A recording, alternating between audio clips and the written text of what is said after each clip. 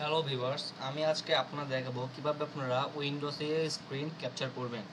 So firstly আমরা স্টার্টে যাওয়ার পর এখানে সার্চ দিব এস এন, এখানে চলে আসছে স্নাইপিং টুল।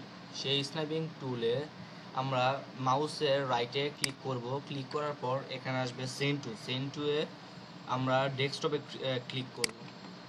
সো এটা অটোমেটিক্যালি এখানে চলে আসছে।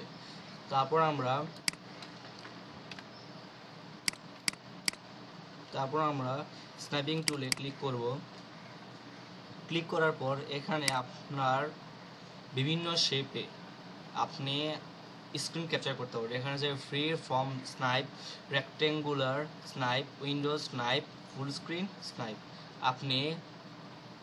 যদি আপনি রেক্টেঙ্গুলার স্নাইপে চান তাহলে আপনি এভাবে ক্যাপচার করতে পারবেন।